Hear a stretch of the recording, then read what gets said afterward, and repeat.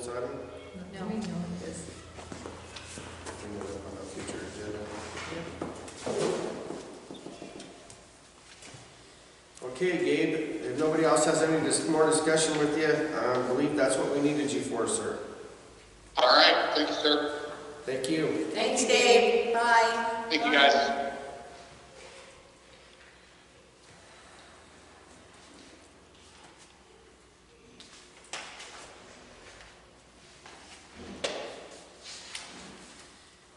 Item D, discussion and possible action regarding legal counsel invoices, reference services dated 9/21/2018 and 9/28/2018, reference follow-up explanation. Ms. Kiffer. No action.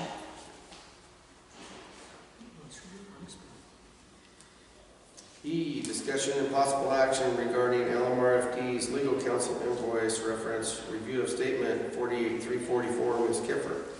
That's to be tabled for the next meeting. Yeah, I'd like just to make a little comment on that one. I agree with everything Charlotte was on the reviewing and the particular charges that are questioned. I think to start saving some money on legal cost, if maybe we couldn't ask administration staff on some of the questions so that we're not having to tie up all the time with the bill, because it's just adding more and more legal fees. Yes. Because I think some of these could be answered by talking with Tony and Karen. I agree. Our legal fees are outrageous. Yeah, so I just thought maybe if there's some questions that maybe could be asked of them, and if they can't be answered, then maybe get Bill involved, and we'll save at least a half hour, an hour of our time with him, since he seems to take forever to bring up his invoices and find what we're talking about. Yeah. That's just my concern. You think we pay too much in legal fees? Oh, heck yeah. Would that be something that you'd be okay with, Charlotte? Absolutely. But if it becomes a legal question, the staff can only give us factual Right. Sure. information. Right, sure, right. But I Every think that would just Absolutely. save some every time. minute he's not on the phone. I'm good with that. So as a consensus, we are going to discuss with staff first. Yes, that would be my recommendation. We'll table this to an additional meeting. Item F, discussion and possible action regarding legal counsel invoices, reference service dated 9/24/2018, former chair Cass correspondence to legal counsel for attorney services, review explanation. Ms. Kemp. Deb, we got those emails, and the one thing that I noticed in the attorney responding to you said he would send out a memo, Which he never did. Okay, that was my question. Yeah, he never sent it, but he just called and said that it was a chief situation. Okay. This is the same one we talked about earlier. Yeah. Yeah. Yes, he just stated that that would be a chief would have to take care of that personnel issue. Okay, thank you. Any other discussion? No. Discussion only, no action. Item G, discussion and possible action regarding annexations approved in the Lake Mohave Ranchos Fire District 2018 using the incorrect form. Ms. Kiffer. Our attorney has indicated he needs to look at the annexations from February of 2018 to March to determine if the form used is viable for those annexations or if the district has to do something different. He does not have those annexation forms for that period of time, so he can't respond to that. Because I asked him, well, do you have it, and what'd you find? And he said, I don't have it. Are you saying March of 18 or 19? March of 19. Okay. February of 18 to March of 19. So, I believe I had the same conversation with Bill, this is not surprising. and his analogy was quite different.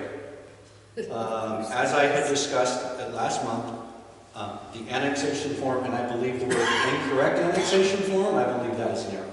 Those annexation forms were created by John Flynn and were used for many, many, many years, and there was never any issues or problems with them. when you talk lawyer to lawyer or John Flynn to lawyer, their legal mumbo jumbo jargon, they don't agree with the actual words, but the essential information was provided in the annexations. And when I spoke to Bill about this, he said it wouldn't be much of a point to try to go back and review and revisit these annexations because they're similar forms. And he didn't want to, of course, he didn't want to say anything about John Flynn's form, but he said his form is the way that he wanted it written and the way that he liked it. I did not see much of any difference between the two forms. I thought he had a copy of that form because we sent it to him in the packet last month. So he should have a copy of that form in his possession for him to review. And I believe we discussed on speakerphone with Bill, and I asked him about that in front of you guys, and he said that that wasn't something that was going to be that big of an issue. So now why he wants to go back and revisit all annexations that took place in the last year, to me, just seems like an expense we don't need to incur. And I'm just also referring to the minutes where it says that it would be difficult to defend, and he wanted to see just repeating what was in the minutes. We could certainly And I'm not looking to give spend him a the lot. copies of the information, but I think it would be a wasted expense to the taxpayers. Do And you need all of them or just one? Because it's the same form we use, so why would we have to review every one of them? And the biggest sticking point with the annexations is these people come to us and they sign a form saying, I want to be in your fire district. Now, some of these people change their mind, and that's, of course, their decision. But once they become in the fire district, they voluntarily ask to be included in our fire district. And I don't see it's worth the taxpayers' money to go through them all unless somebody wants to contest an annexation. Because a lot of these people they came into the district willingly, and they're going to stay in the district willingly, regardless if he doesn't like the word the district did this or the district did that. I don't think it's going to make that much of a difference. These annexations were filed in the county of Mohave. They went through their process, and they are approved to be in the district. And I know in the past that some were found to be in error or taken out, but that was many, many years ago. And I really don't believe that there would be a big problem with John Flynn's form that is going to cause us to try to unannex or re-annex or whatever legal mumbo-jumbo we might have to go through to fix it. That would be ratification of every single agenda, every single resolution, every single everything. And that could cost the district way more than one person contesting their annexation. And so, I mean, that's my personal opinion, and like I said, I spoke to Bill about this, and You never brought that up. No, he didn't. I thought we talked about it last month in executive session, and I asked him those exact questions, and he said, John Flynn's form, and it's okay, and because I had gotten the mass annexation form, not the single property annexation form. That was my mistake that I brought, I had the wrong one, but they basically both say the same thing. So, I mean, of course, it is the board's decision on whether or not they want to authorize Bill to review those. We'll provide Bill with any information that he needs. But I just don't see where it's cost effective or worth the time to go back through these annexations. And there's probably only 2 or 3 in that entire year. I can't imagine we did a whole slew of annexations. Well, if they went through on the incorrect form that was for mass annexation, No. Which we didn't. the county would have rejected it right there. Because they And don't have the nothing- information on that's necessary. Nothing went through, everything went through on the form that John Flynn provided us, with the exception of the one that we're going to do today. We changed over to the form that Bill Whittington got, and we've also changed over to what was also in his packet. This was the form that the people were coming in and signing. And Bill sent us a revision of that form, which was up to his code, it's his standard, And that has been replaced, this form has been replaced with that form. So now we're all up to snuff with Mr. Whittington's own personal standards on how he wants us to do the organizations. I would say no action.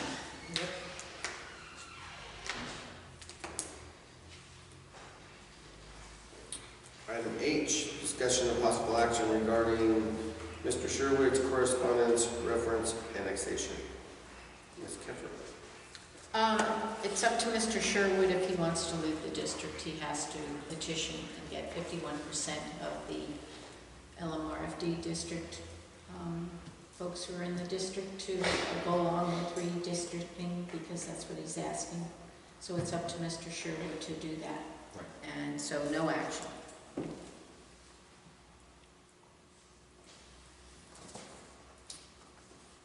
Item I, discussion of possible action regarding legal counsel advice on payout to the chief prior to 5/31/2019. Ms. Keffer. No action. Item J, discussion of possible action regarding social media posting, reference board members' activity. Ms. Cass. Yeah, I was just concerned with some of the social medias that have been posted over the last couple months.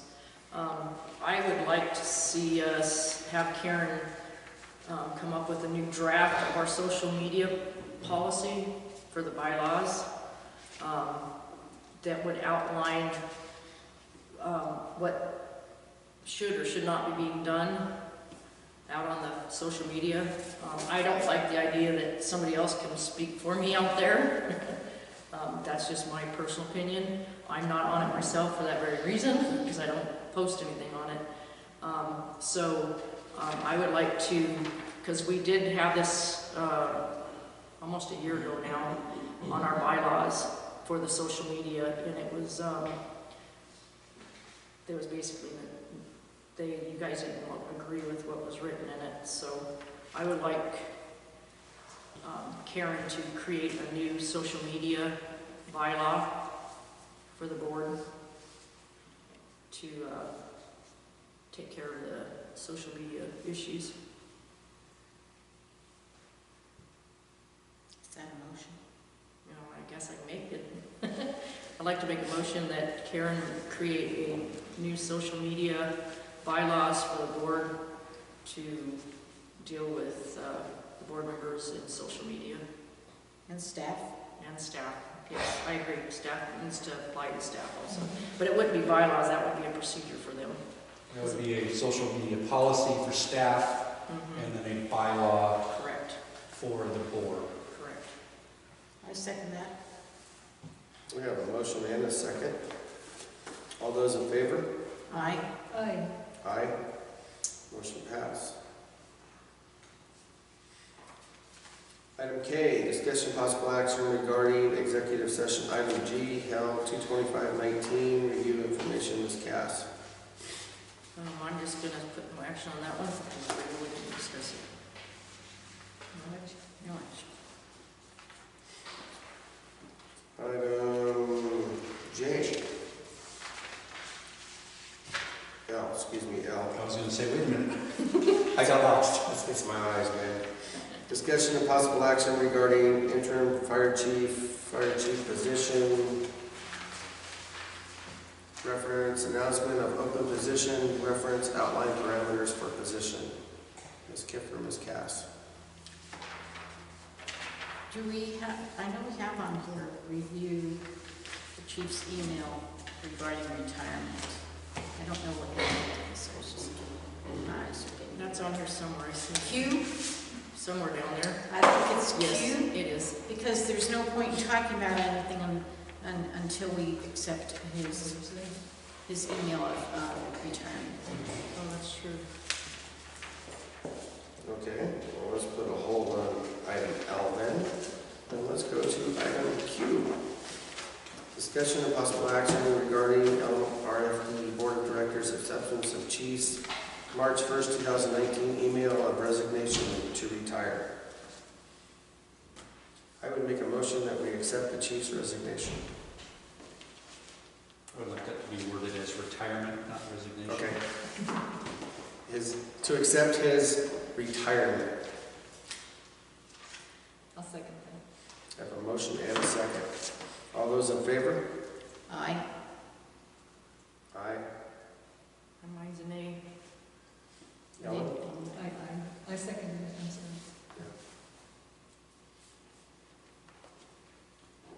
3 to 1, motion passes.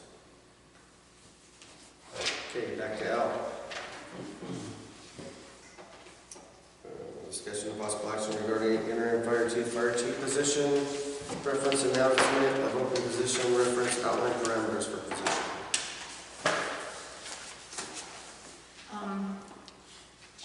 Director Cass, if I could ask a question of Chairman Terrell. What would be helpful to discuss this, I'm looking on here to see what the other one is, was Chairman Terrell, you were going to contact, what number are we talking about? You were going to contact the, Seriously? yeah, I know it's here somewhere. I'm looking. There it is, CC. CC? Yes. Okay, right. Could we, I think it would be helpful to know what information you received before we... Okay, I've been in touch with Chief Moore, the Bullhead Fire Department. He's been in touch with Kingman Fire Department, Bullhead, and Golden Valley. Because Bullhead is not on our frequencies and such, Bullhead would not be interested in helping us. But he was talking with, anyhow, the chief for Golden Valley and also the chief for Kingman Fire Department, and he was supposed to get back to me, but I turned my phone off, regarding what they could do to assist to get us covered until we can get a chief. And as soon as I get information on that, I will forward it to the board. That's probably the most critical piece before we proceed in looking at the information. I know that Director Cass had put some information in the packet. I had asked that the application for employment that we have on our website be put into the packet. Yes, and my apologies because it did not get into that. And I do have it here. I do have it, so hold on just one second. I have it in my packet, Chief. Well, there's actually two. Oh, okay. So, 1, 2, 3, 4, 5.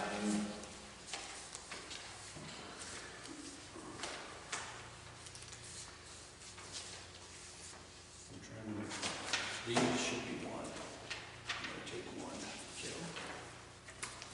What's different between the one that was in our packet and the Well, one that's, I don't want to hand these out to you. Full. Take them and pass them down. No, one is a 2-page, one is a 6-page.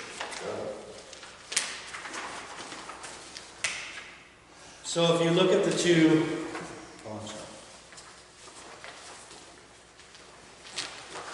I have She got one.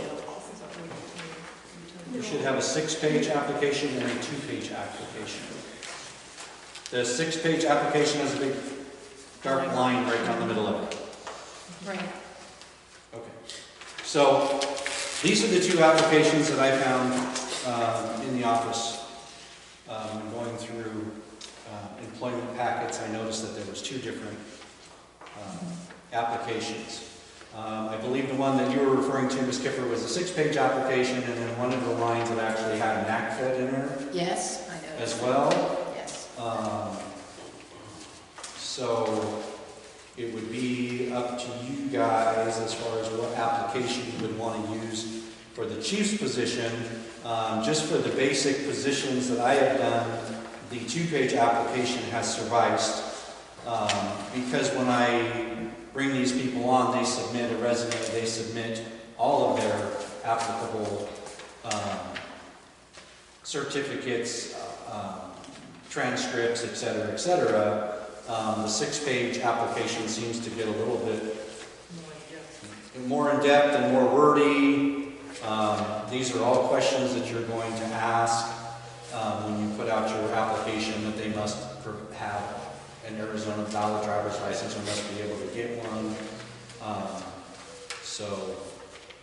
Like I said, the board can look at these two applications and decide which one they want to use going forward, and then we can correct the one line on the last page where it says Northern Arizona Consolidated Fire District. That's on the 6th page already. That's on page 6. That's on the very last page, kind of towards the middle underneath driving history. Yes. Mr. Chair, may I say, have a word? The 2-page one is just what we had in place before we went under NACDEV's guidance for the period of insolvency.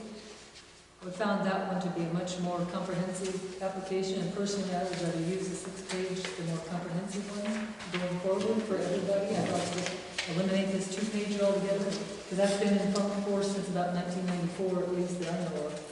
And it really doesn't do anything. It doesn't give you any information. There's a lot of, and the 6th page really requires a lot of information. Right, we need that for a chief, or anybody's going to function in chief's capacity.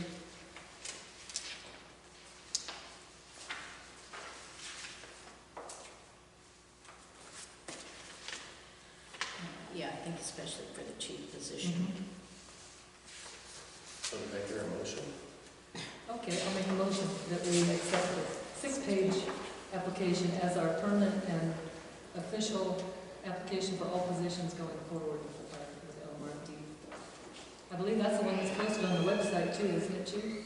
It may be the one, I believe that's where Charlotte picked it up from, was off on the website. I'm sure. I'll second that. I have a motion and a second. Do you want to modify that a little bit, that the NACFED part be removed? Yes. Under the, with the NACDEV reference being removed from page 6 of it? I don't think it's actually page 7, on the 7th page. Wherever it's It's not numbered. It's at the back. It's at the back page. Remove it, change it to LMRFD. It is 6 pages. It's on the last page. It's on the last page. You know, this is a, Chief, this is a kind of a secretarial thing, and then this page has been numbered. I'm big on this because. When we go through it, I'm going to try to find out if we have a Word version of this actual application. That's where it's going to become a problem. If we don't have a Word version, then the whole thing's going to have to be recreated in a Word version to be modified. Someone has a question? Yes? Walt Kiffer, 7288 West 9th Street, Elm Springs. If it's in a PDF version, I can convert it to Word.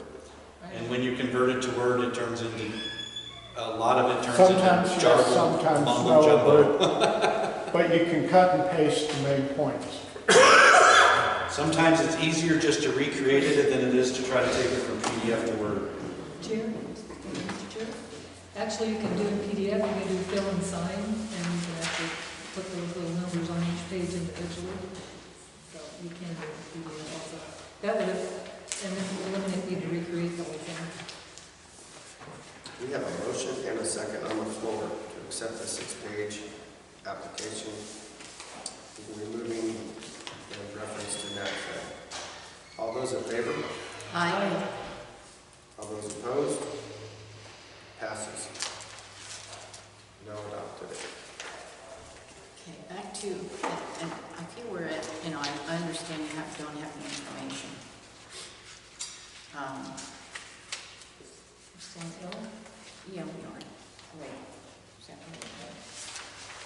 We are on L.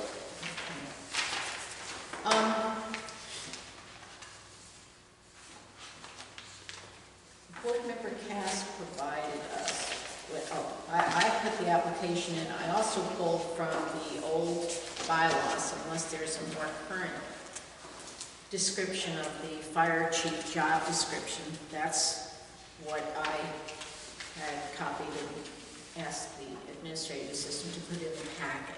So those were the two pieces that I requested under that. And then Board Member Cash, you had some additional items that you had put in. Yes. I had Karen go out and look with I think this was Golden Valley's interim fire chief job description.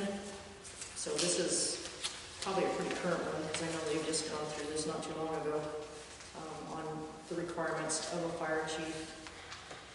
And so that's what this one is, the first one.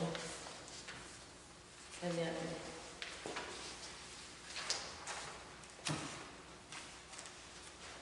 the one you looked at is this one.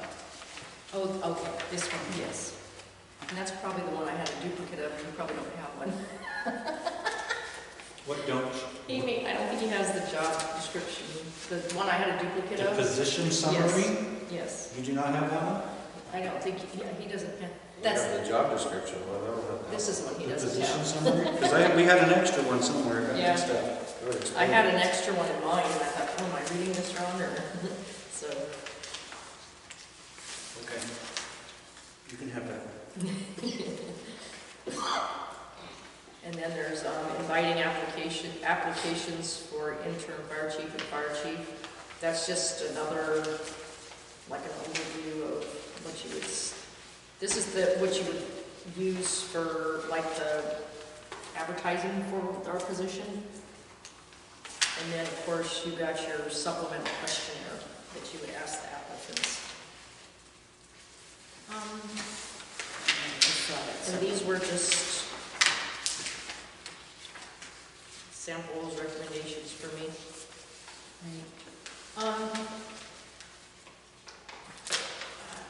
just a couple things that when I look through it, if you do the invitation for applications, page 2, we have our street address. You probably want to put our P.O. box where it says send your information to, so it needs to reflect our P.O. box. And you know, I'm not on military time. I freaking don't know what 1,600 hours is. I just needed to say if it's 5 p.m., say 5 p.m. And I had to ask someone what 1,600 hours was so I could tell you that. And it doesn't, under minimum, again, I go back to what we had in the chief job description. Unless we have something current, that's what we have to work with. And so under minimum, it says associate's degree, but in our job description it says high school diploma. So again, we need to talk about that. And Well, that's why this is just a recommendation. yeah, so. yeah, no, I'm just kind of giving you my feedback. Sure. That's all that is. And certainly was there anything else here? When they talk about knowledge of laws, rules, procedures that apply to AFDA, what is that? Arizona Fire Districts Association. Okay. And do they have laws and rules that, procedures that fire districts need to follow? I know there's a book, and even Bill co-authored the book and said, well, I wouldn't follow that in the book, and I'm like, but you co-authored the book, why wouldn't we do that? So that's why I wondered when I saw that. Is there something that AFTA dictates that districts? There's nothing in there that AFTA dictates that you must follow because you don't adopt AFTA. But there are, in AFTA, in the red book, they refer to rules, laws, regulations in the AFTA red book. So maybe that's what that was referring to. Gotcha. I guess, you know what would be helpful is, because in the position summary, I really want the oversees the con to be in there. I think that's the thing to really highlight. I know it talks about directing and implementing fire prevention, suppression, and medical emergency. This is under this guy here. And but I'd like to really emphasize that more in what the chief would be responsible for overseeing the con, so that they know there's a formal agreement that we have with the state.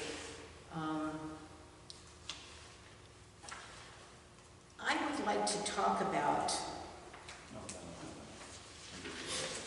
We should have another one that's extra in mine.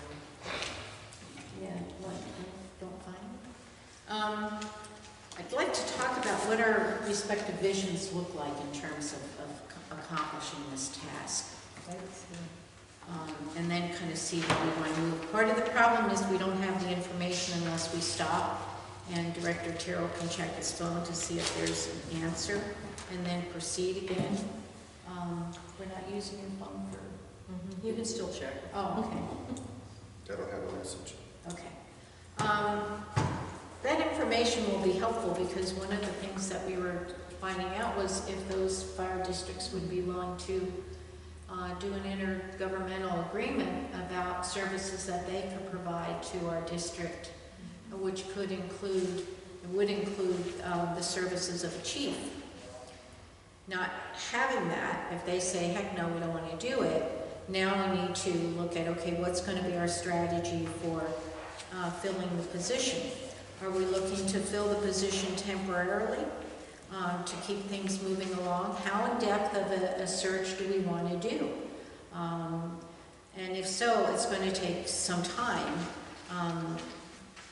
That may exceed May 31st, which is the date the chief has indicated that his 90 days is up on that day. So I would like to have that first piece of information from Chief Moore or whoever you were then going to hear from to know if that's gone by the wayside and that's not an option and now we need to focus on the search. Because if they say yes and the board says, we like that plan and wants to go with that, I don't want to spend a lot of time talking about doing something different if that's not the route we're going to go. If that's not the route we're going to go, then we need to focus on how we're going to do this. Yeah, but we're losing time by putting it off. And we've already lost a full month because we didn't have a special meeting to even start this process, which any other time we would have a special meeting. In my opinion, this was something critical that I felt that we probably should have had a special meeting. And there was nothing even said about it. I think if I keep delaying this, it's just going to put us off even farther than May 31st for these. I'm handing you out, Deb, because you said time is of the essence, so.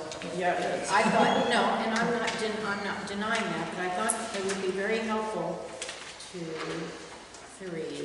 have the calendars of April and May in front of us as we look at this issue. So one of the things certainly that we could do, and I don't have March here, is we could hold a special meeting later this week to find out what the response from Chief Moore is to know which direction we're going to go in, because I think that's an integral part.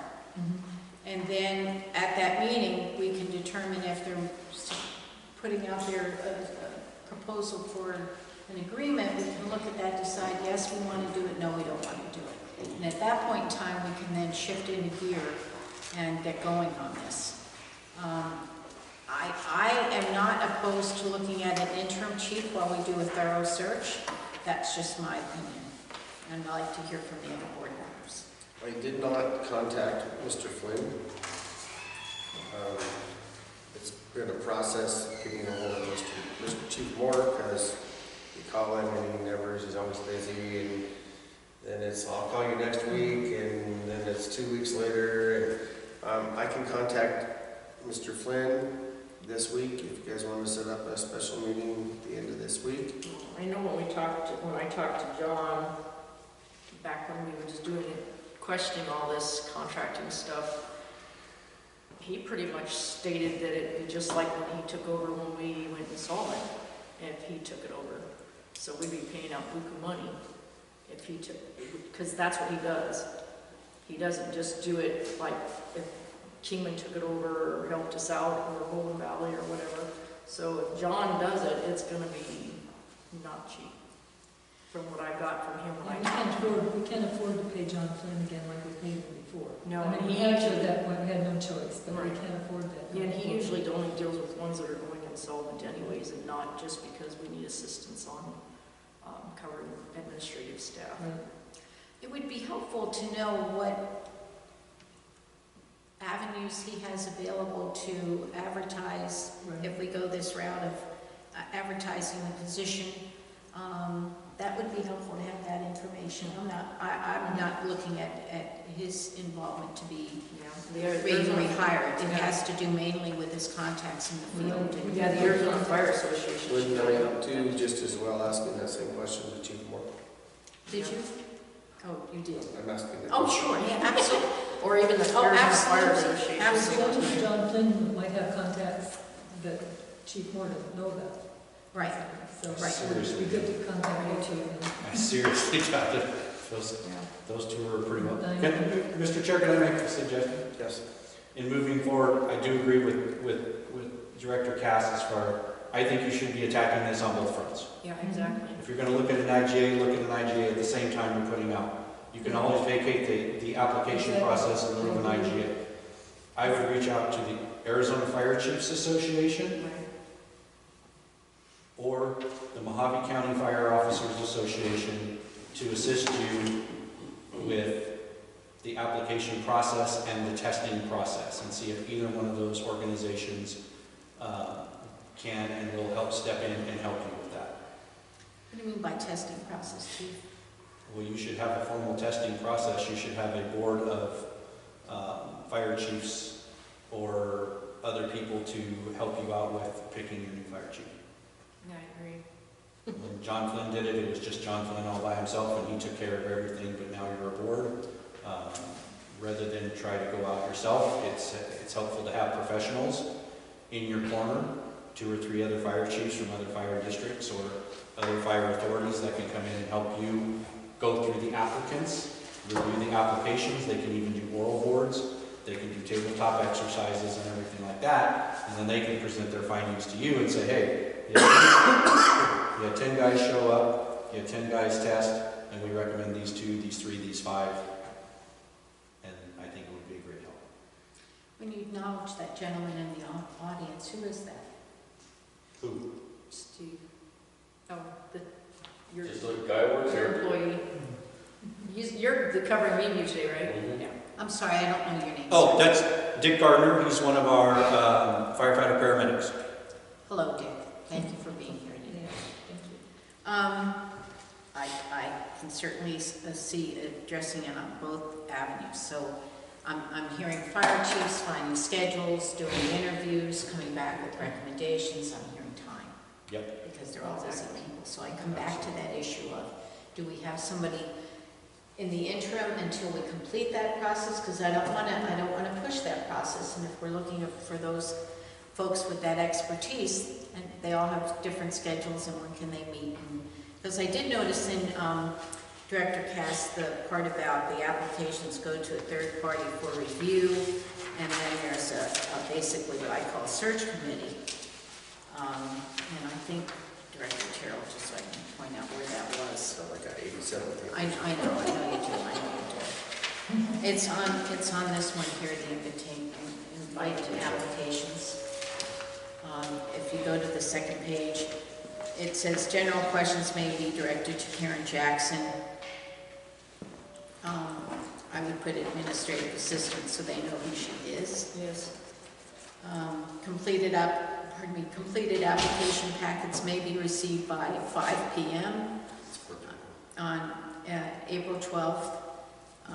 They will be sent to an independent third party, I don't know who that is, for review and scheduling of interviews for those qualified, which may also include an independent panel interview. Upon completion, a final interview will be conducted by the Lake Mohave Ranchos Fire District Board of Directors.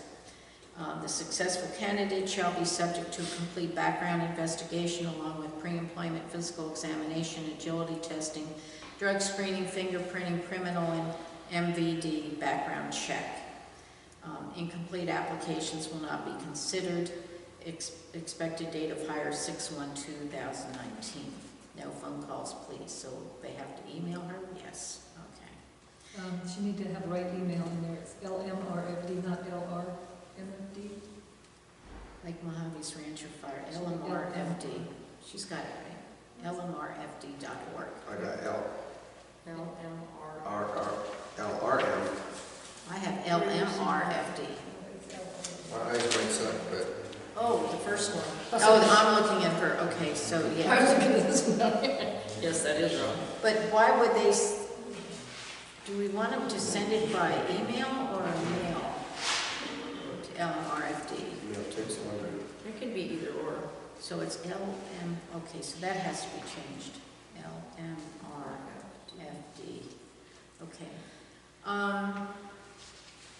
So looking at this date, I'm just kind of, this was great that this was provided.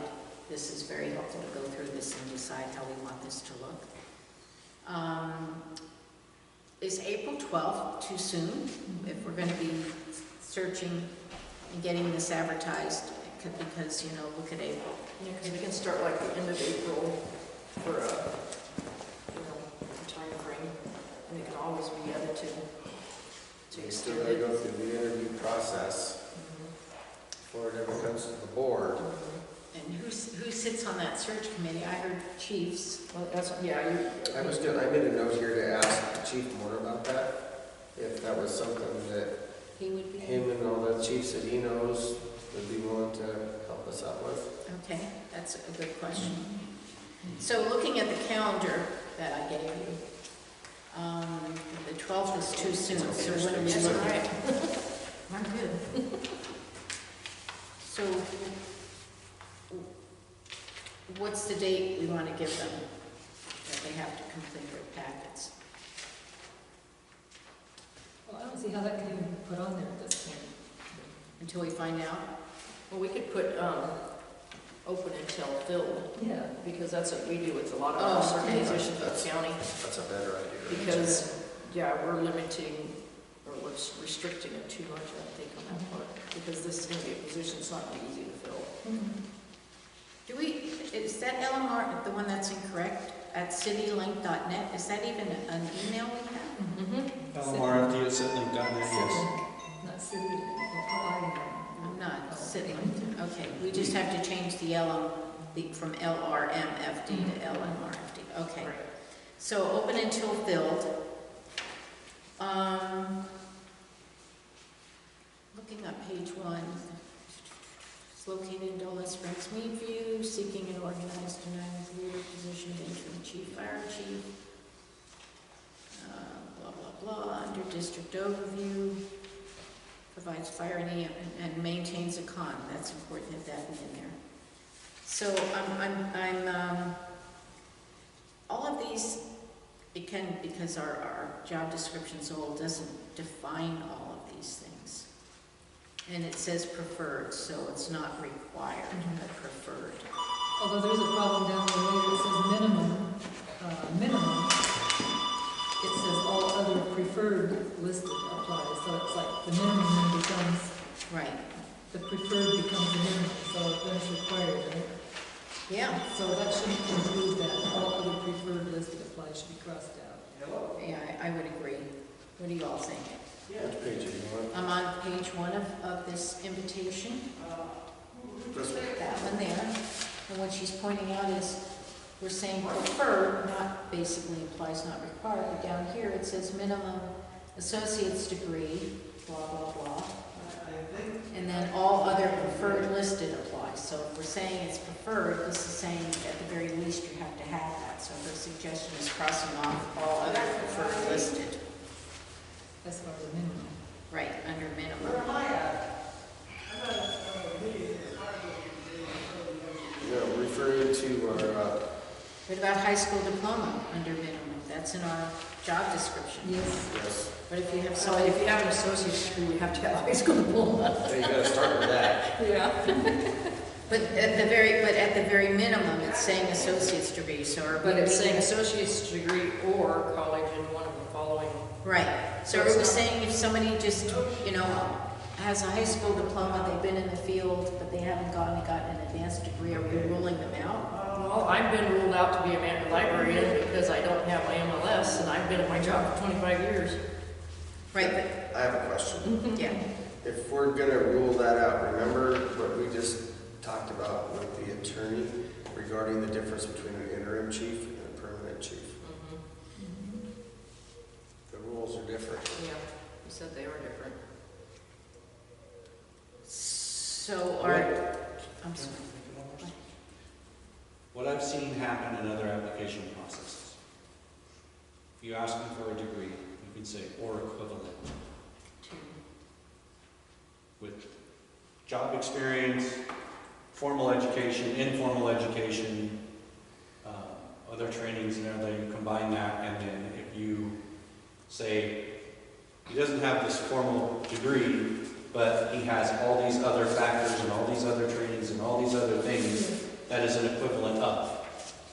Life experience. A lot of people don't life experience. Work experience, it all counts.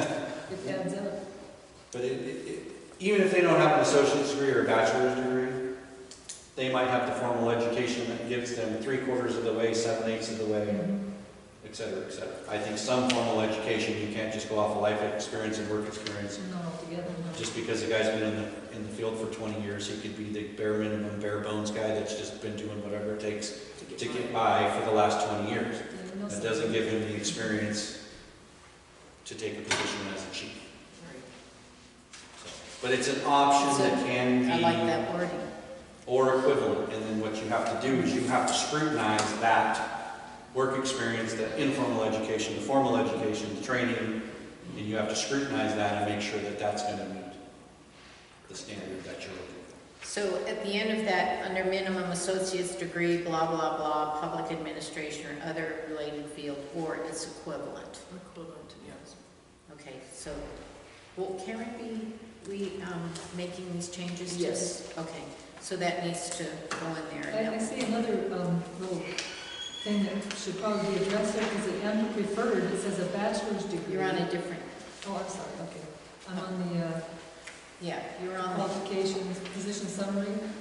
it's this one. Switching Yeah. back. No, no, Under prefers, it says bachelor's degree from accredited university, fire science, business administration, et cetera, et cetera. But then it says under minimum, it says associate's degree Get an associate's to get a bachelor's. from accredited university, one of the, and then, or the equivalent, okay. Preferred is just something that gives them extra kudos if they have it. Right, okay, got it. So that's not an issue. so is that where all other preferred listed applies? Under minimum? I think Back to so. that back, so that's that question on both forms. Are we crossing that off or leaving it on? I think it needs to be left on there. But you're telling them it's not required, it's preferred. And you're saying that's the very least they have to have, but up above you're saying preferred, which implies but not required. It's, am I missing something? It can't be preferred and minimum at the same time. Yeah. No, your minimum is an associate, so preferred would be a bachelor's. No, I'm looking at the second It says bullet. all other Chief. preferred list applies. Oh, See where that is? You're telling them above it's preferred, which implies it's not required. Down here is saying it's required.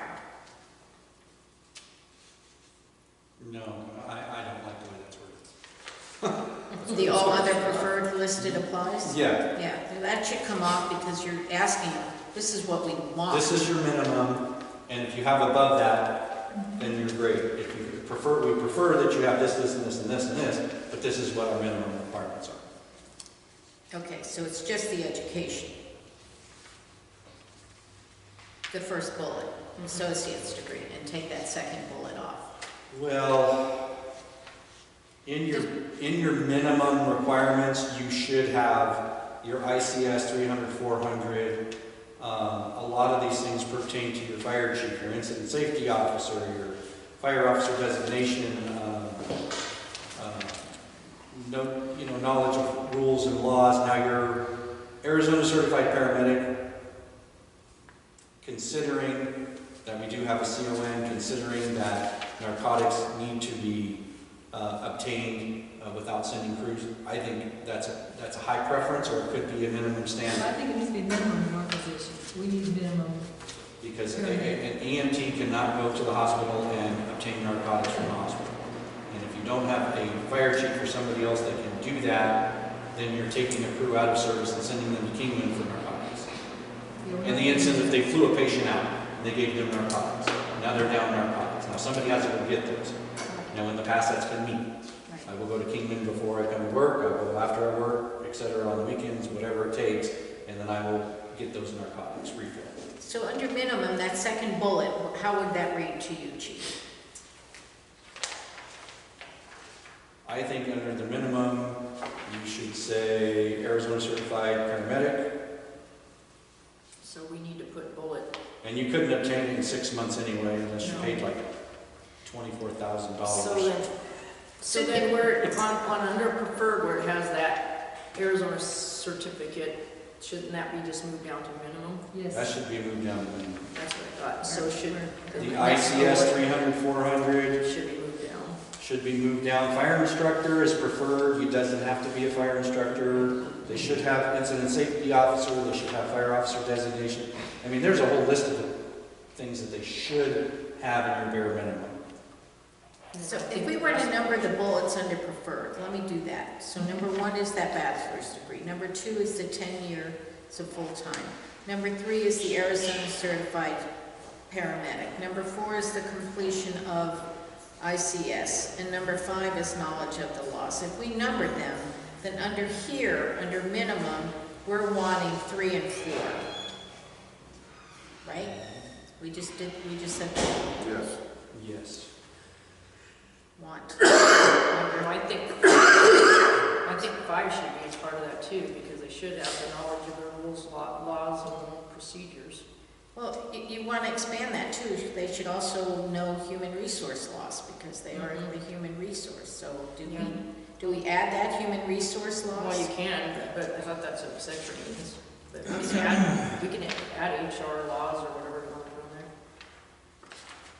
That one's duplicated actually with, let's see, 1, 2, 3, 4, 5, 6, 7, 8, 9, 10. Where are you at? Oh, you're on that. Now you're back to She's this. back to the other form. 5 and 10, oh. See, I'm operating on this one. This is what's being sent out to people saying this is what we want. So my question was, we want number 3, we want number 4, and we want number 5, right? Yes. Okay. And under number 5, we're adding a human resource. Correct. Or laws, how about laws applicable to human resource? So that will work. Okay. Taking up all of the preferred, right?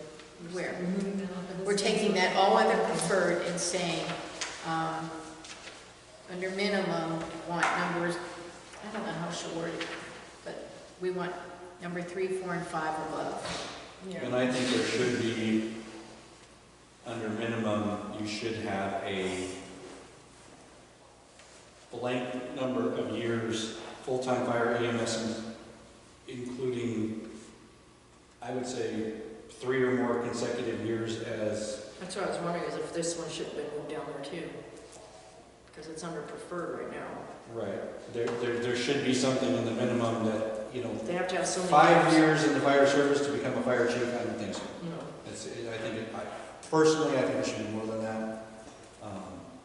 They should have at least 5 years captain or above experience, company officer or above experience. Let's do a 3. I agree. I think it should be 5 years consecutive And years. I know we're getting way into the weeds in this. We might be able to get Mohave County Fire Officers or Chief Officers Association to give us something that's already been used. Maybe, instead of recreating the wheel, Exactly. the wheel might be out there that we might be able to borrow. True. Now, this being Monday, and again, we need to know the answer to what you're going to be finding out. Can we have a special meeting later this week to find out what you've learned, to get back anything from the Fire Association, so we're not reinventing the wheel? If they don't have anything, then might have the changes made to this, because this is what needs to go out along with, and Deb, I'm looking for it, it's that supplemental questionnaire. I don't know if you've had a chance to look at it, but between now and that meeting, we can make sure this is what we want on here. Also would want experience somehow in here ask if they have experience with grant writing. Oh, absolutely. Um, All these things are gonna, their salary will depend upon their qualifications, ability to write grants, abilities to, You have a ceiling. Yeah. Believe me, you have a well, ceiling. we're not gonna pay top dollar for an idiot that comes in here, we have to teach them everything, right? That's true. So, who, Chief, would you be the one to contact the Fire Association I can, groups to see if they have this? because of my limited time within the next 4 or 5 days, I could probably shuffle this over to Karen and have her reach out. No problem. No problem. That worked, that's fine for So me. can we have a special meeting like real soon, where we'll hopefully have some information back from? Well, we can't really schedule the meeting until we know we got this information. I mean, we could probably do a target date, but. Yeah, because you can schedule a special meeting and you can come back and go, yeah, I still haven't got a phone call. Exactly. Well, we can't just wait indefinitely for that either. But, Well, what we can do here is, regarding that, is I'm gonna keep bugging Chief Moore, Yeah, because he give me his phone, and gets. I'll call him too. about the chair. Oh, What about the- sorry. Yeah, And as soon as I hear back from him with some kind of an answer, I can have Karen send an email out to everyone asking for best date as soon as possible to get a special meeting done. can Does I, that work for everybody? that's time consuming. And I'm good with that to some degree. Here's my question. I'm available this Friday, the 29th in the morning. I'd least like to get a tentative idea if everybody else, so it's not, well, these work for me, no, these don't work for me, I can do it. That's my dinner help day. You don't have to be there till 2. Stretch me, man. Let's clarify that, okay? You don't have to be there till 2. Jeez, okay. And I'm cooking the dinner, so you ain't gonna help anybody, but I have to be there to cook the dinner too. So you're talking morning. Yeah, I'm talking morning. Deb, what would that look like for you? I can't really answer because I don't have a 2-week notice. It's one of them things that's classified as an emergency situation, so I'd have to get approval from my boss. Okay, but you would try and do Dinner that? that night. I don't have to cook dinner any night. I'll have to check and see, but Okay. so far, it works for me, other than I usually only work from 7 to 11 on Fridays, so that's my short day of working, because I do 10-hour days before that. Okay. So what time?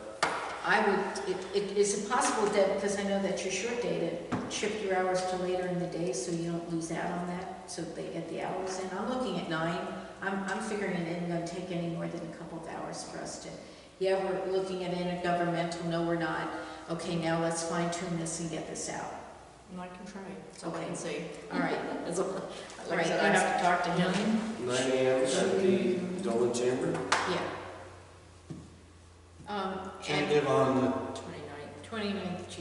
and hopefully. yeah, I understand that. Tentative on the Dolan Chamber being available. Right. If not, it'll be at the station. Mhm. Okay, That's where it'll have to happen. yeah. And what time frame do we choose? 9? Or She said 9, 9 a.m.?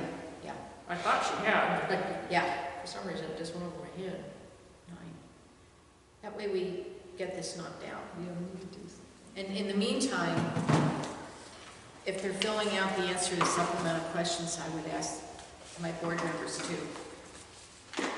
take a look at these questions and see if there's anything else. We'll have to add to it. Yeah, and you know, I'm big on numbering pages, so on page 2, I found this interesting. On number 3, we asked, are you a U.S. citizen or a legally registered alien? They have to always ask that question. Do they really? Yep. Yep. They have to go through E-Verify anyway, regardless of Okay, when you go for the employment, they have to show some form of documentation. It just kind of struck me I that know, it's something that they've added to the counties too. I've just never seen that before. So again, come back to section 3 on page 2. Did you graduate from high school, highest grade completed, name of college? You know, those are the kinds of And things. a lot of that stuff is on your application that you're asking as well. So if they're going to fill out that application, that information is going to be on that application form that you asked for as well, the 6 pages. application. And what's the position of summary, Deb? Does that go to that's that other piece, this is this one, Eric? This position summary. Yeah. I think this one just gives you a bigger, broader information. Gives you a little more detail of the, essential job duties. Is that what you're asking? Yeah. Yes. I didn't know how that fit into our scheme of things. Are we Well, setting this one would be more of a full job description, where the other one is just a basic. This is more of a, the preliminary requirements. Right. This one here goes into more detail of what you're expecting of the chief. Okay. Or interim chief, either way. What they would be required to be able to do or not do, that kind of thing. And I think the other question then becomes, we mentioned fire chiefs, two things come to mind. Who's the third party to review the applications? And who's on the search committee besides fire chiefs? Would there be... This would be my recommendation is Eric, because he's our chair. And then maybe 2 or 3 fire chiefs or a couple paramedics, people that work with the chief, was what I would recommend. Some something current like that. employees? Current employees or employees from one of the other districts, just because they have to work with the chief. Sure, if you know what I mean. And what was you thinking about third person to review the applications? That I think was just more of You could have, like a. I'm sorry, Go I ahead. didn't mean to Go ahead. interrupt. But your third party would be, if you got a group from Arizona Fire Districts Association or Mohave County Fire Officers Association, they could review those applications for you as a third party. No It would cost? actually be a second party. Pardon me? At no cost? I'm not going to say for definite, but Right. when I have heard that they've done this before, it's done at no cost. This is a service that they would provide. That'd be great. And they'll corral these people for you. They'll review their applications. They'll do the initial interviews. Cool. They can do some of that stuff, and then, like I said, they have 10 applicants. They'll come to you if they say 3. These are the 3 that we recommend for you guys, and then you guys would have your own interviews, your Right. own oral interviews Right. with the fire chief, and then out of those 3, you might say, well, we don't like any of them. We're going to start all over again, which is what NACFA did like 3 times. Yeah. Or you could say, hey, we like this guy, or you could like all 3, and then have to make the decision of the one. Okay. So can we kind of deal with all this at our Friday. special meeting for this purpose and Right. make decisions? Okay. Mr. Chair, Yes? Jesus, that scared me. It did me too. Scared everybody, yes? It's not like we were can I sleeping. get clarification on the revisions that you're wanting? Is it for interim or fire chief, or are we marrying the 2 together as one? Maybe put time, maybe. I would leave it the way I it think is. Yeah, I agree. It's going to be left as this. I think it's the same as what we've got it written as That would be interim fire chief interim slash slash fire fire chief. chief. Yeah. So they're marrying the 2 together. Did you get that? Got it.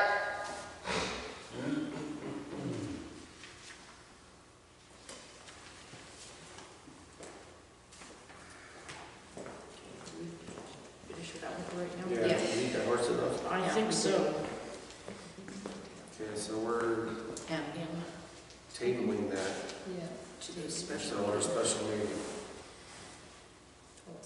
And discussion possible action regarding legal advice, potential violation of confidentiality for executive session 225-19. Ms. Raybauer, I think that's just no action. no action. And discussion possible action regarding restructure of chief administrative departments and job description. Well, I would like to table that until we have our special meeting, because it's kind of all related. Okay.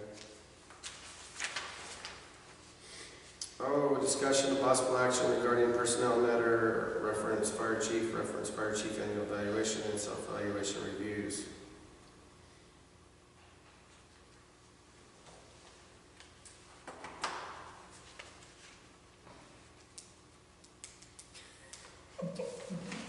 That one went okay. What was that? We're I have nothing to add to that.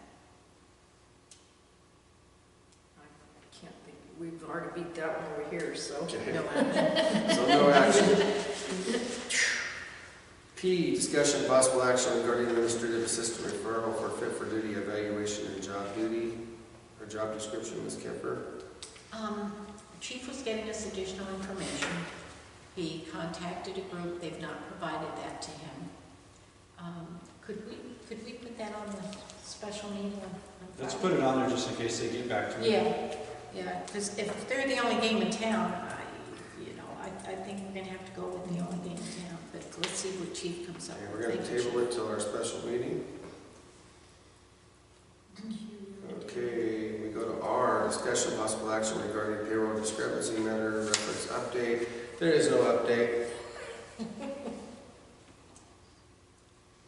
you want to table that or no action? No action. S, discussion and possible action regarding our LMRFD board meeting schedules of meetings, reference date, time, extensive length of meetings, extensive agenda, and voluminous docket. Carol Cass, administration. I didn't put my name on there. Oh, I didn't do it. Yeah, these meetings are just getting outrageous on time. Well, we really have, the only other choice we have is to have more than one meeting a month. Yeah, well, we need to stop adding things we've already discussed multiple times and come up resolutions with, and they keep getting added back onto the agendas too. I mean, we've had multiple times of, well, for example, one of them is the record retention. We discussed that last year and was determined that that was being handled properly, and now that's on the agenda again. That's just one example. By law, if a member wants to have something on the agenda, I cannot stop that. I understand that, but I'm just saying, we keep beating the same stuff over and over again, and it's just making these agendas in the double digits. If I could, Deb, the chief was gonna get some information on this one and come back to us, so. On which one? The one you just mentioned, record management. Oh, okay. compliance, yeah, so I get the part about, we've already discussed it, And I know, okay. Anyways, I know that this was brought up in November about maybe stopping it at 4 o'clock, and it was determined that we'd see how the next few meetings went. Our next few meetings have been running until after 5 o'clock. actually, And they've been starting all day. Last month, it was 9 o'clock or 9:30 until 5:15. Well, that had to do with when was the attorney available. Well, I understand that, but even the attorney one was 3.5 hours that day.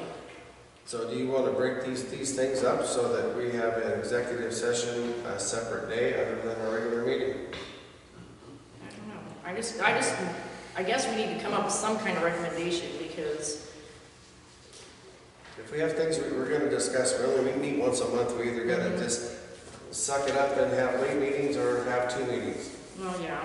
Okay, I guess if we just need to start maybe trying to resolve some of this stuff instead of passing it on to the next meeting. Yeah. I mean, we're doing an awful, like today, I don't know how many of these are being tabled, and I understand that they have to be on some of them, but some of them are being beat to death. I mean, there's some things that could have been resolved in a matter of 2 meetings, and they've been going on for a year. Like our policies and procedures are not even getting approved, because every time we turn around, they're being tabled for another thing, or they're being postponed, or whatever. I mean, it just seems like we're not getting anything accomplished. It seems that everything's being tabled, or postponed, or beating it to death, is my only thing. But anyways, that was just my concern with the length of the meetings. Board member discussion? We got the board meeting schedule. The only thing I would add to that is subject to change. We just never Yes, know. because that could change. Yeah, so that's the only wording I would add to that. And if I could add a note, Mr. Director Terrell, I think you had a discussion with Karen about possibly moving the meetings to Tuesday to accommodate Bill Whittington. That's why your name was on this agenda item. Okay. But I know that became a dead issue. Yeah, because he's busy every day of the week. Yes, because he's busy every day.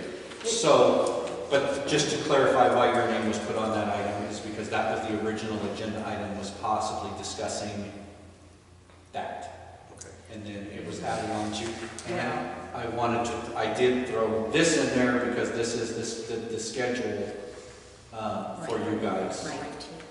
And then you said you wanted something added to this? Subject to change. I mean, this is what we're looking at, but God, if something happens, then, yeah. Check website. I wonder if we shouldn't maybe notify Bill right after our meetings That's exactly. and saying, okay, our next meeting is at this time. You need to pencil us in. Yeah. Because it's getting ridiculous that we have to change up our times because we have to go around his times. And I mean, we're paying him good money and we're having to adjust all of our schedules to accommodate him. And I think it should be the other way around. Thank you for bringing that up. I didn't know why we're waiting till the week before the meeting to find out when he's available. Exactly. I Chief, totally agree with perhaps that. you Mr. could- Chair, Yes? I spoke with Mr. Whittington about that, and he has us marked on his calendar now for the fourth Monday of each month.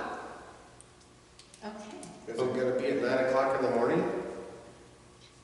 That we're not certain of. See, and that's what we need to confirm with him. See, 12 worked real well today. Yeah, it did.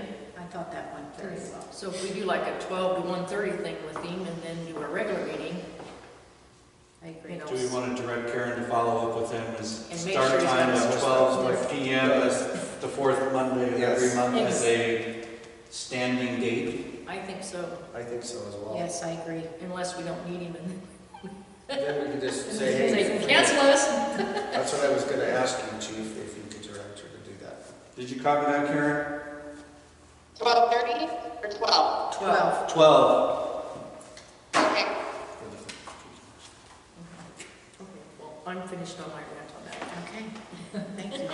Thank you for that last piece. It's not, we've met on Monday for the last Almost 2 years. 3 years. Well, yeah, it's just a different Monday Monday. before that. Yeah, Yeah, it's just the geez. third versus the fourth. What a surprise. Yes, you're right. So technically, direction to the chief. Correct.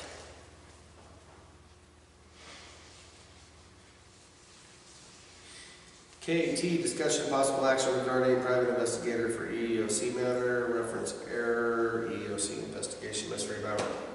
We've had a couple of complaints by citizens of the public because they felt that the investigator did a shoddy job because she did not follow through with calls to 2 people who were supposed to be interviewed.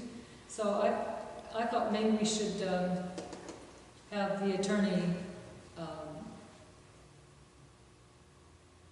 advised in writing that his investigator that he hired failed to contact this person, Pat Kelly Staub, and have him just call her and maybe add it as just an addendum on the EEOC report.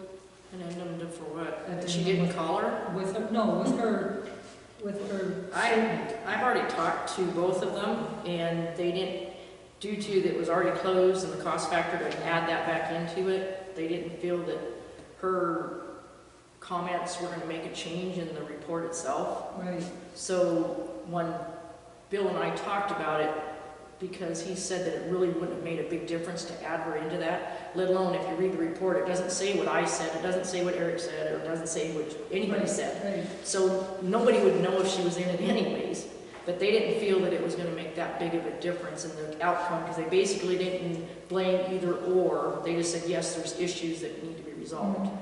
And so that's why, Well, the after problem is, We're finished. So who are the 2 people? You said 2 people. I didn't say 2, she just did. You talked to a couple people.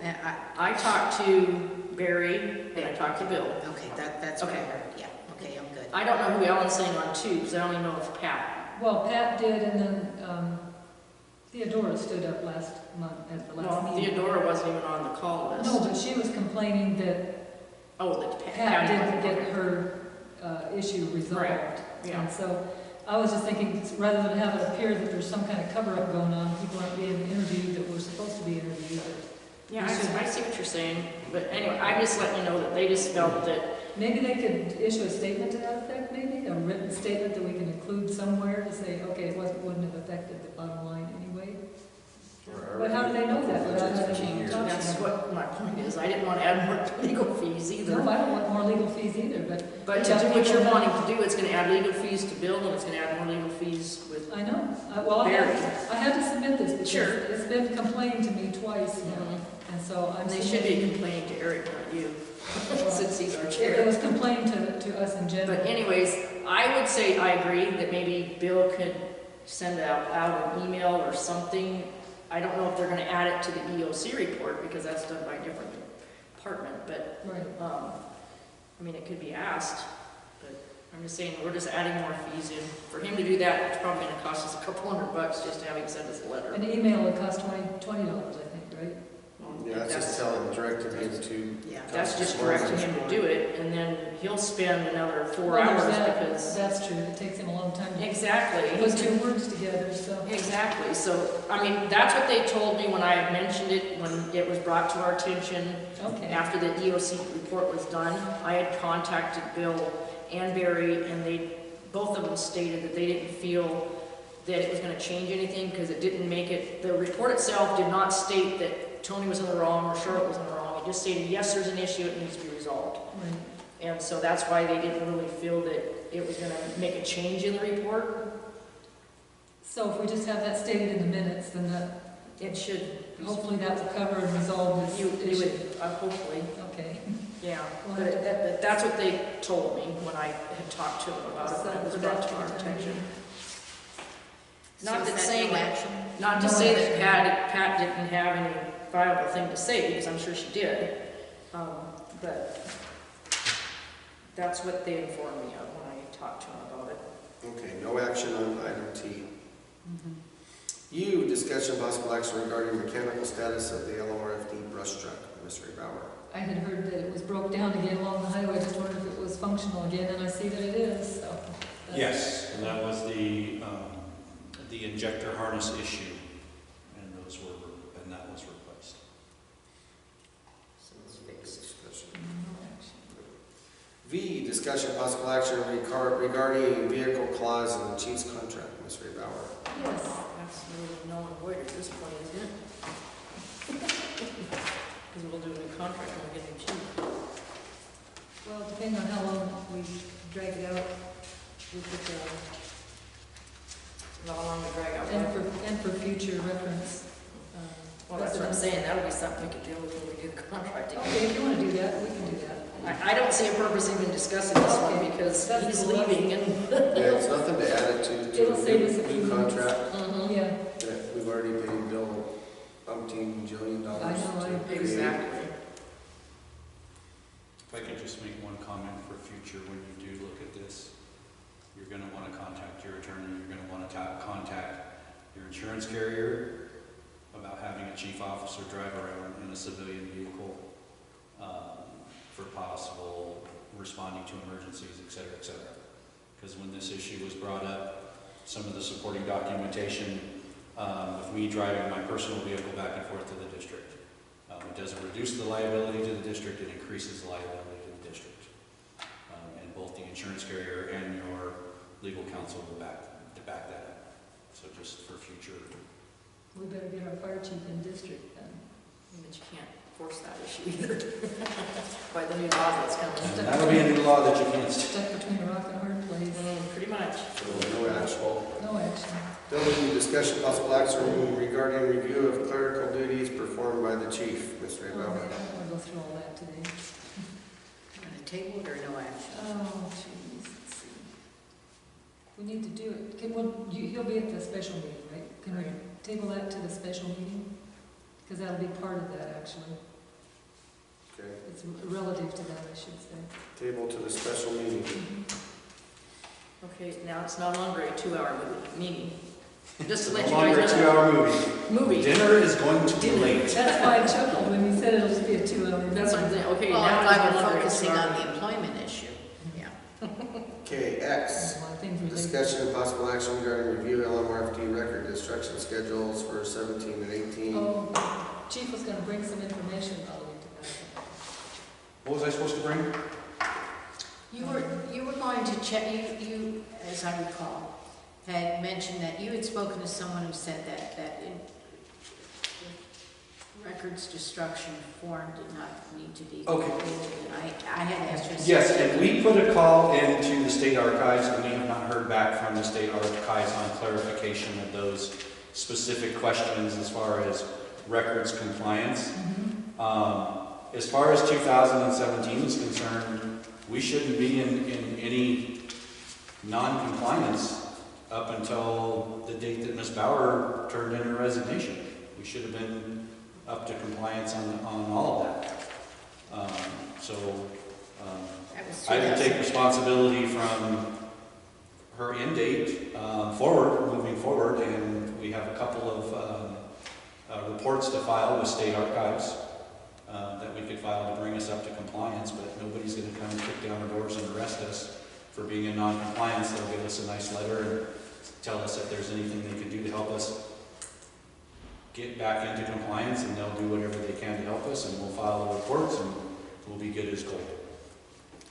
Yeah, my leaving date was August the 1st, and I had records in boxes ready to be, they need to be done by the end of the year, by the end of 2016.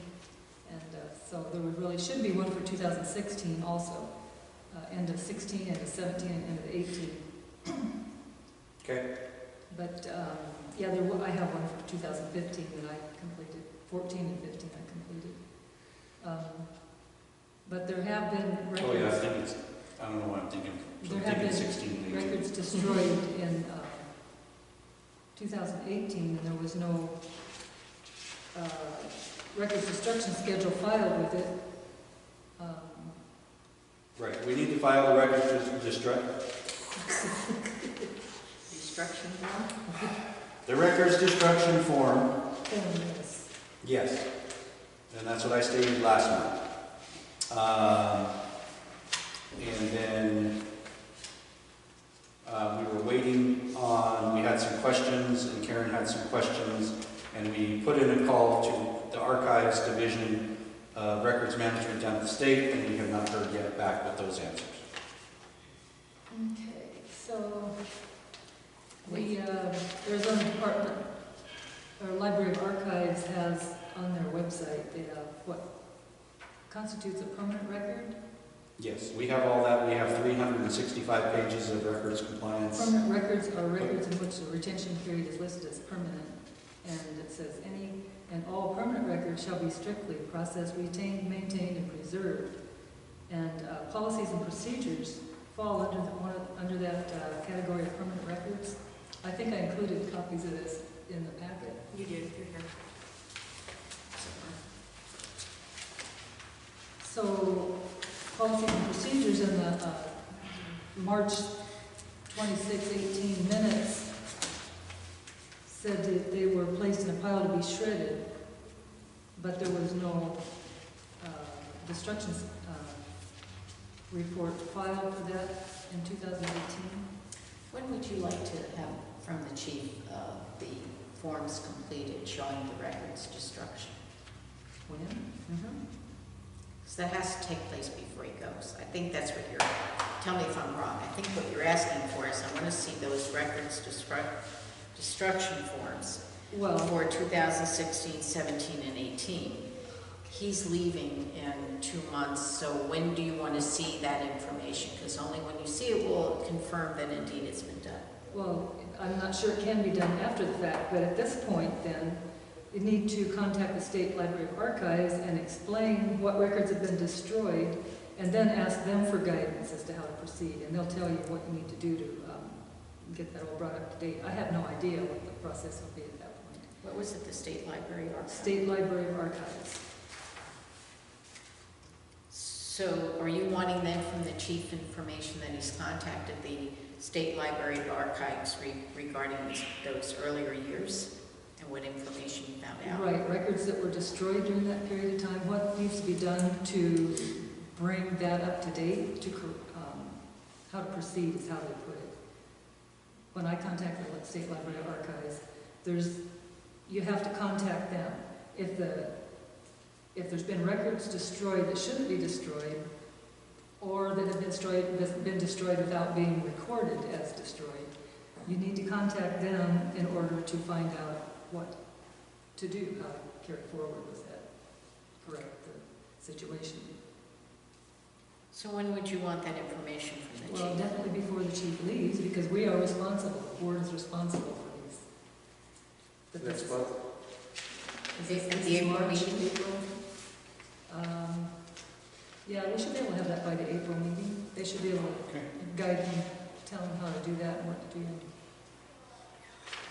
So direction to the chief.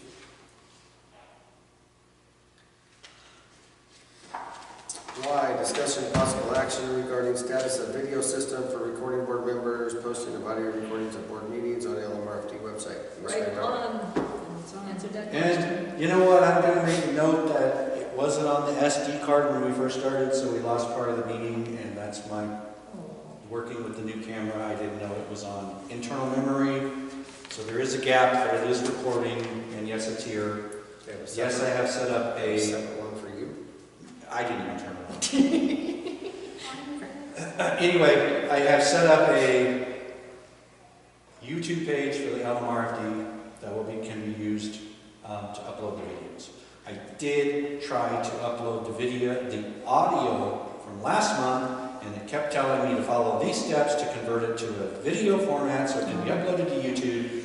And I did it like 19 times, and all 19 times it did not work, and it did not upload. But that was the audio. This is going to be video. It should be much easier. I've done this before. You plug it in, you download it. It takes a day and a half, and then there you go. Pretty much.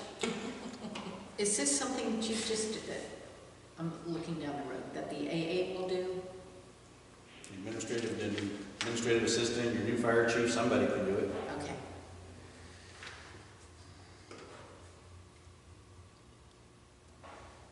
Anything else?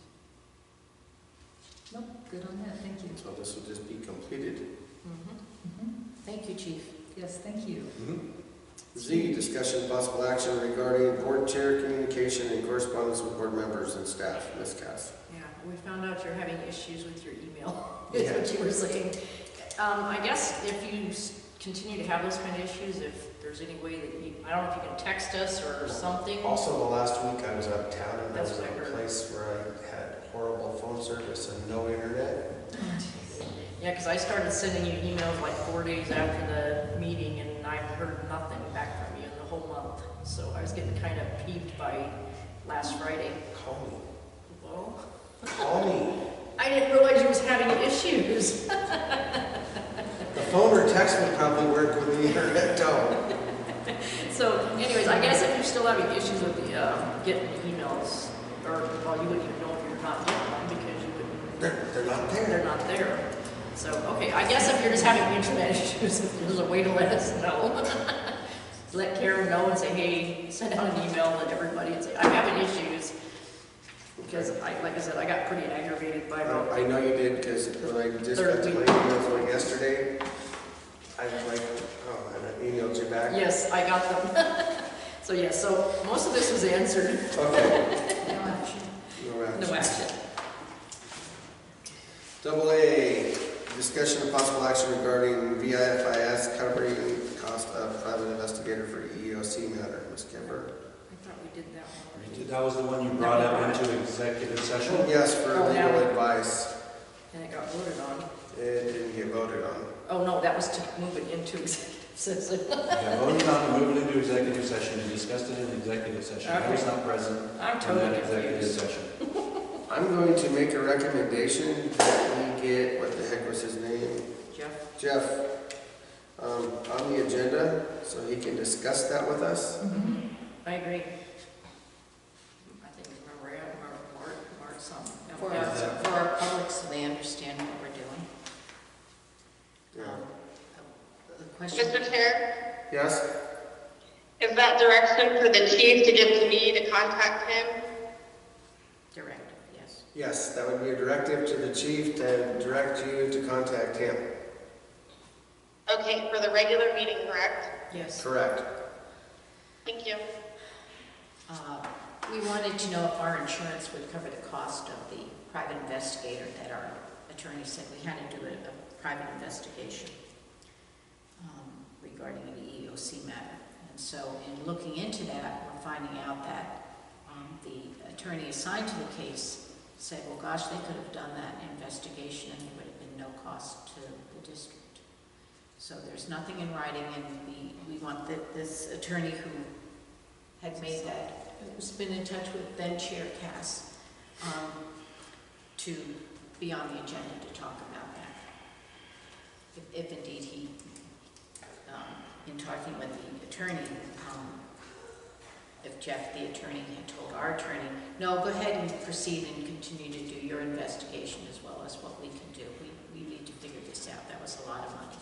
We need to figure this out. So I know you don't know what we were talking about. That's why I thought it was important to tell you what we're doing.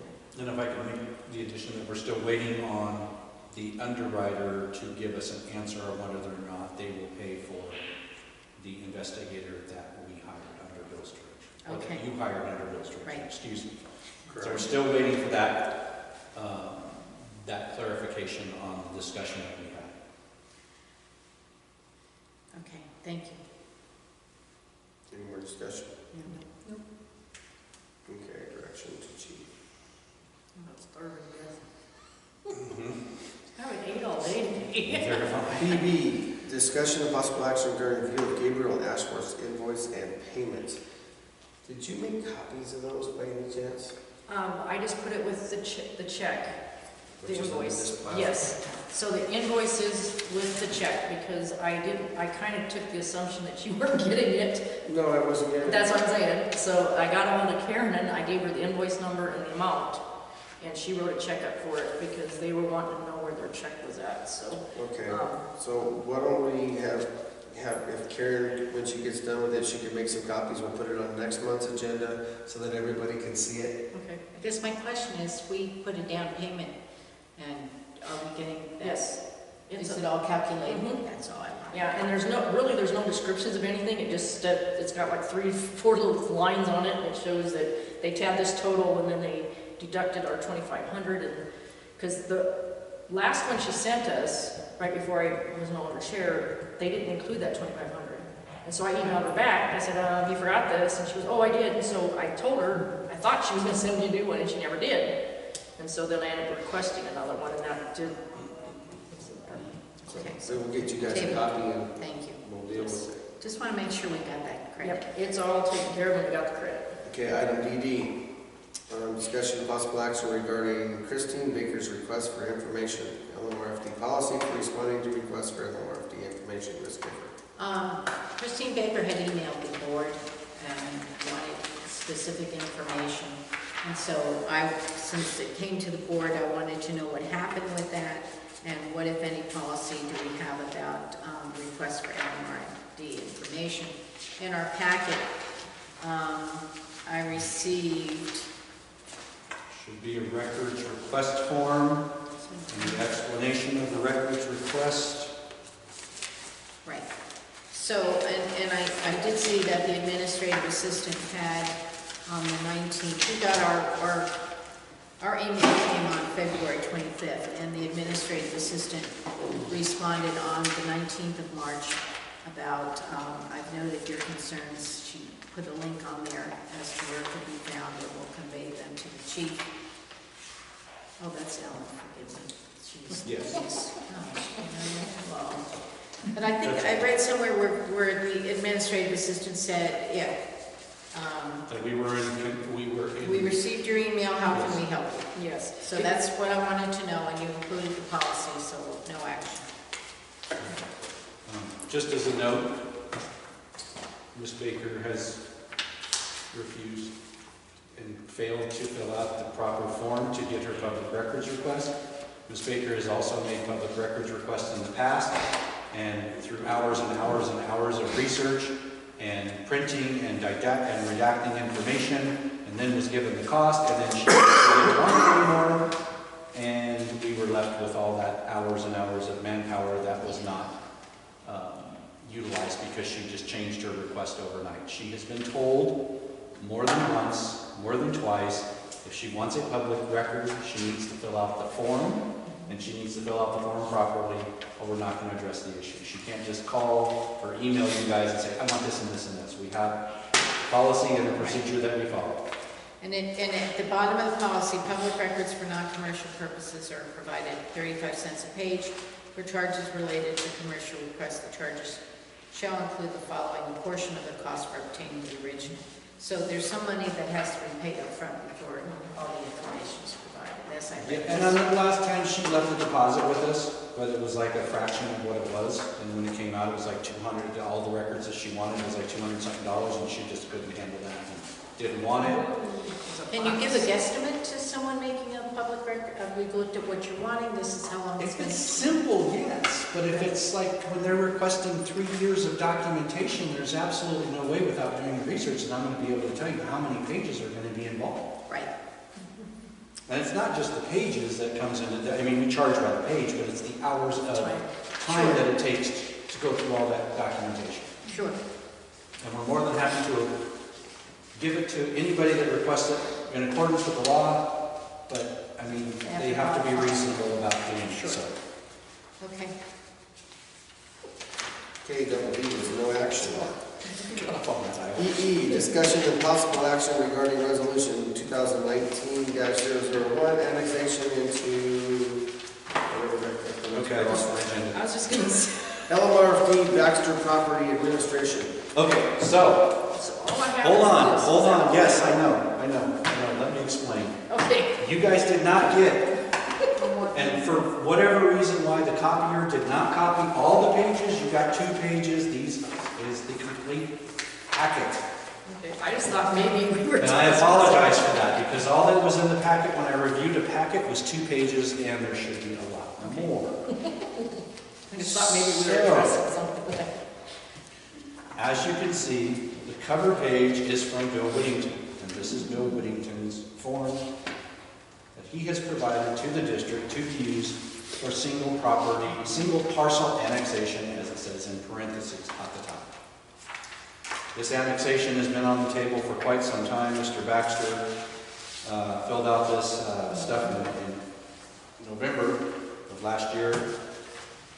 The initial problem was he did not provide the proper information, and it took us a while to get back to him to give us the proper information. We finally got that done and out of the way, and then it's just been with these improper resolution forms, or not what the lawyer wanted in the resolution form. Mr. Baxter has another piece of property that is already in the fire district, and the property that he wants to annex in is the property next door, so he meets any and all requirements to be included in the district. And all we need to do is vote it in, and I will get this signed. I will make a motion to include Mr. Baxter's property at 800 East Spencer Drive in Meadview to be annexed into the district. I second that. I have a motion and a second. All those in favor? Aye. Aye. And if you could take this copy, And sign that sign one. it as the chair, pass it over to the secretary, have her sign it, and then I will get that Uh-oh, done. I'm sorry, I rescinded there's an error. What? It should be 24, not 26. 343, 24, but that's how he's got it written on his application anyway. Okay. So, Well, show me in his what page of this application? His application, page 3. Okay.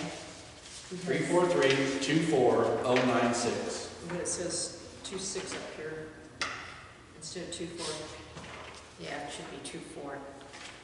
And according to the tax rolls, sorry. Yeah. Well, can we approve it with the Can we make- correction? I think we can make the correction right on the form as we, And initial it. and initial it and Exactly. send it through as it is. Exactly. Where's the correction? The very top of the page, This should be 2-4. because on the second page, it is correct. So initial it, she'll initial it. It is a legal document, I'm not Yes. sure if they'll accept an initial scratch-out change on it. Can you bring it Friday, Chief? Yeah, there you go, bring it right. I'll bring it Friday. Thank you. Okay. Put it on the sales We're side. rescinding.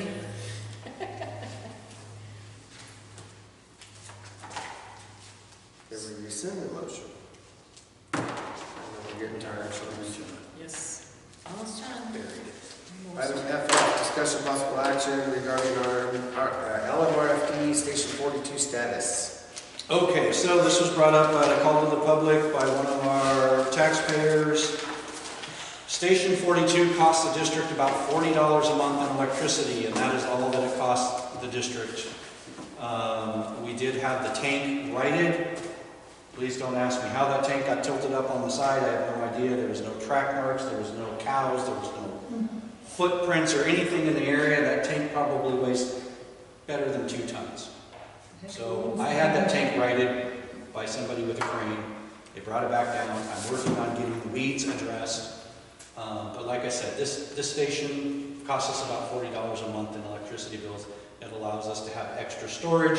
It houses one of our SEAPA fill stations, and I see no reason to do anything with this property whatsoever but to maintain it and keep it. Something I've heard just in the last few days that was floated was the idea of seeing if the sheriff's department was interested in doing an agreement to utilize. Use it as a substation? Yeah, as a substation. I just heard about it. I didn't throw it out there, but and what I had heard secondhand was Supervisor Bishop may have sent that idea to the sheriff. I've not talked with either person. And I don't know if they're interested or not. And it would be beneficial to the people living up in that end of Dolan Springs because that's such a high crime rate area. Sheriffs would probably love it too. But do they have personnel? They may say, nice idea, but we're not interested. Is that something we want to at least explore with the sheriff? I think we should, just because I know right now they rent a space from the school. Right. And all they just use it as a substation where they go in and do their paperwork and that kind of stuff. So it's not like it would be a little sheriff's office, but it would be a substation for them. It would have It a would presence. be a presence, exactly. I don't know how our lease is written with BLM on that. If we could rent that, or could we just have them take over the utility bills, pay the utility bills? What I've seen happen in the past, and what I've learned in the past, is that if you have a piece of property, state land, BLM land, etc., you cannot make money on that property. What I've seen happen is doing in-kind services. The problem with it is, and it's completely up to the board if they want to entertain and follow up with this. This is a water haul station, and all the pipes and the tanks and everything would have to be redone. And I believe there's some roof work that might need to be done as well, as far as redoing the roof and making it habitable. It could be done. It could be done within not too great of an expense, but I think right now, as far as our expenses go, if they wanted to, we can't make money on the property, but if they wanted to come up and have somebody come up and do all the repair work and make it livable for them, and they could cover their portion, like we know that the utility bill costs $40 a month, and if it goes up to $60, well, we know they owe us $20, so they can cover their in-kind portion of the utility. What do you think about contacting the sheriff to see if they're even interested in this, Chief? I can talk to Sergeant Brooks, because he's the one that's overseeing this Right. area. Right. And if I would have known, I just talked to him yesterday. So I know they're doing a saturation of the area to curb some of the crime in the area. So they're having extra patrols, but if I see him in the next few days, I will definitely stop and talk to him and ask him if that's something that he would want to look at. It was like she said, they already have one at the school that they have access to. I don't know if they want to move, if they're happy where they're at, if they want to have more presence. Yeah. But I will ask, I will Okay. definitely reach out. Thank you, Chief. So directive to Chief. Okay, director to chief.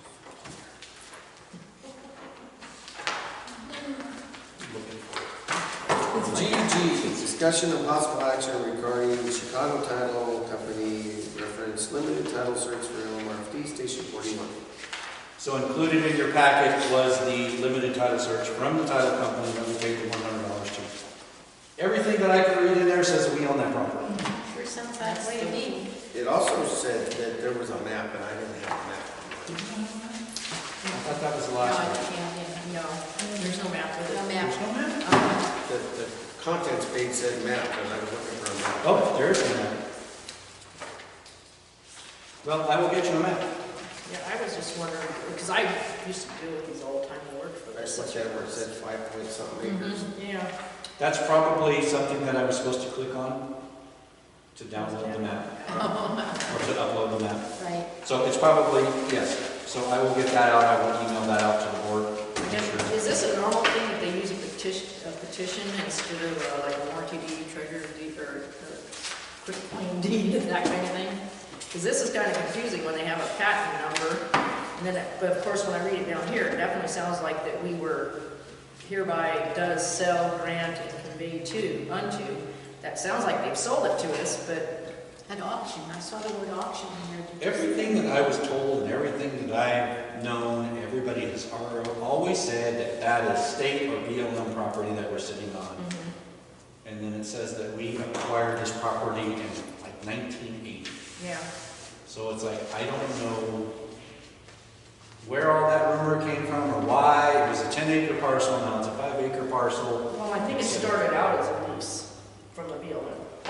When this happened, I don't know, but I know when the original fire station was built. I'm sorry, this is 1987. Is that what it says? Yes. 1987, so 7 years after the district was formed. Yeah. It started out as a lease. So why in the last 20 some odd years or 30 some odd years has everybody been going on the assumption that this was state or federal BLM land?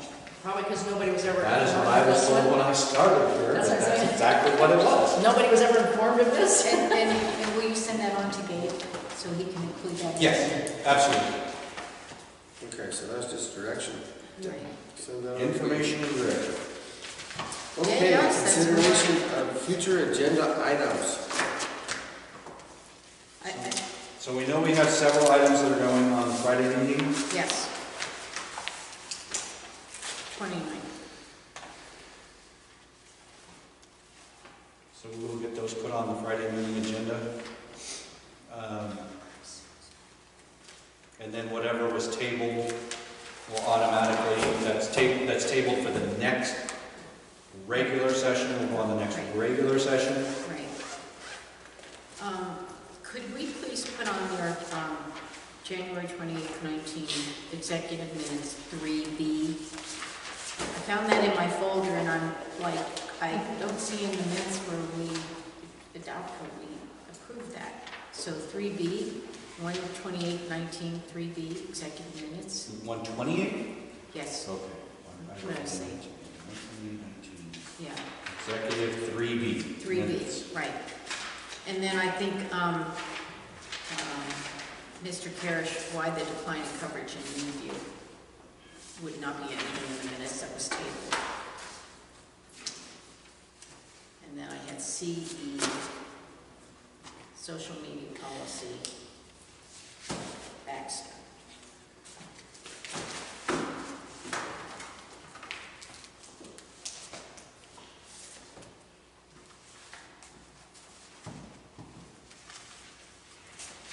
Anything else that needs to be added?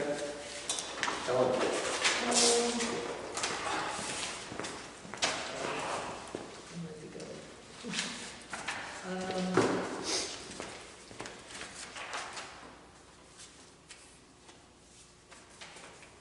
You'll get that tentative list that comes out on that Friday. Right, I can change it that time. Mr. Chair, Yes? sorry, it seems so loud. Director Kipper, you just asked about 128. Yes, 3B. That's excluding Director Ray Bowers that was approved last meeting. It was, okay, thank you. It was floating in my minutes folder and I couldn't find where it was, so it was approved. So you can take that off. Thank you, Karen. So all I have on here is things that are tabled to the special meeting. Okay. You're talking about the next regular. Yeah. Okay. Those will automatically be I carried don't over. have Do you have anything else to add? No. Not to the agenda. I'd like to thank Mr. Gardner for being here today and being in the LMRFD. You're good. We thank you for your service. Yeah, we appreciate your service. I would make a motion to adjourn. I second.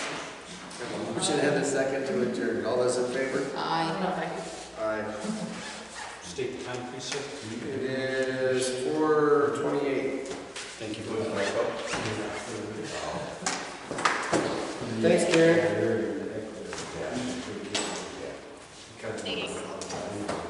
What? She said thanks. Oh. Well, there it is, meeting. I'm trying to be quiet because it sounds loud. It is. It is now. Party's over.